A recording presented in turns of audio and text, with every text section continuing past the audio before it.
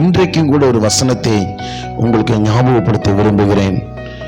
யோசேப்புடைய வாழ்க்கையில் என் குடும்பத்தின் வருத்தங்கள் யாவையும் கர்த்தர் மறக்க பண்ணினார் என்று சொல்லி நம்ம வாசிக்கிறதை கேட்கிறோம். இந்த வசனம் கூட எனக்கு இனி நினைவுக்கு வருகிறது. வாழ்க்கையில் நிறைய வருத்தங்கள், மனைவி கணவன் மேல வருத்தம், பிள்ளைகள் மீது பேரண்ட்ஸ் வருத்தம், பேரண்ட்ஸ் மீது பிள்ளைகள் வருத்தம், உறவுகள் மேல வருத்தம். இந்த வருத்தங்களை அதிகரிக்கும் போது எல்லாம் வாழ்க்கை கசந்து போகிறத பார்க்கிறோம். இந்த சூழ்நிலை நீங்க இந்த கேட்டுக்கொண்டு இருக்கலாம். நிறைய வருத்தங்களோடு இருக்கிறீங்களா? கவலைப்படாதீங்க. ஆண்டவர் உங்கள் வருத்தங்களை மறக்க பண்ணுற அளவுக்கு இன்னைக்கு ஒரு நன்மை உங்கள் வாழ்க்கையில செய்ய போகிறார். அவர் காயங்களை ஆற்றுகிற தேவன். மனிதனாய் உண்டாக்குற வீணான வருத்தங்கள், காரணம் இல்லாமல் வருகிற வருத்தங்கள், இந்த வருத்தங்கள் அவன் இருதயத்தை காயப்படுத்திருச்சான். கர்த்தர் நிச்சயம் காயங்களை ஆற்றப் போகிறான்.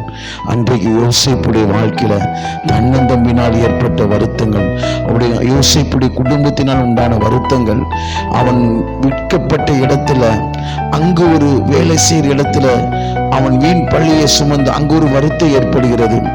ஒரு பானபாத்திற்கு நன்மை செய்கிறான், நன்மை நிமித்த ஒரு வருத்தம் அவன் வாழ்க்கையில கலந்து வருகிறது. இப்படி பல்வேறு வருத்தத்தோடு உங்க வாழ்க்கையில நீங்க இருக்கிறீங்களா? வருத்தங்கள் இருதயங்களை கஷ்டப்படுத்தி கொண்டு இருக்குதா? நிறைய வருத்தங்கள் வாழ்க்கையில சில நல்லது செய்வதற்கு அந்த வருத்தங்கள் கசப்பான ஒரு அனுபவத்தை தந்தது நிமித்தம் உங்க வாழ்க்கை நன்மை செய்யக்கூடாத போய் கசந்து போய் இருக்கிறீங்களா? இன்னைக்கு ஆண்டவர் உங்களிடத்துல பேசுறாரு. கர்த்தர் சீக்கிரத்தில் நன்மை செய்ய போகிறார்.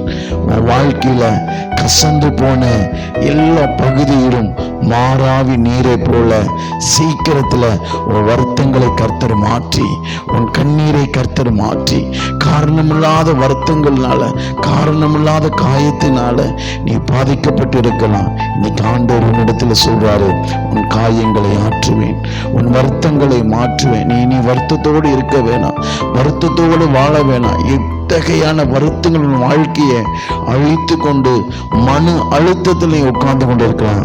தேவனிடத்தில் பேசுகிற அன்பு சகோதரனே, சகோதரியே, அன்பு தேவ பிள்ளையே, இன்னைக்கு கர்த்தர் உன் வருத்தங்களை யாவையும் மறக்க பண்ண போகிறார். நீ கவலைப்பட வேணாம், சோர்ந்து போக வேணாம். இதோ ஒரு புதிய வாசல் திறக்க போகிறது.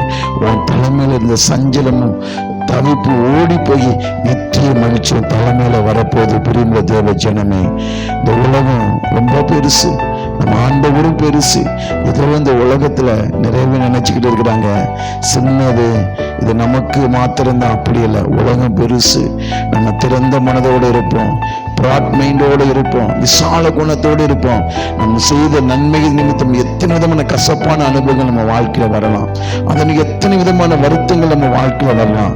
ஆனா கர்த்தர் நிச்சயம் நம்ம வருத்தங்களை மாற்றி நாளானது நம்மளை விளங்க பண்ணும். நாளானது நம்ம யார் என்பதை தேவன் உலகத்துக்கு ஒரு நாள் நிச்சயம் காண்பிப்பான். நம் தலையை உயர்த்துவான். God bless you. கர்த்தர்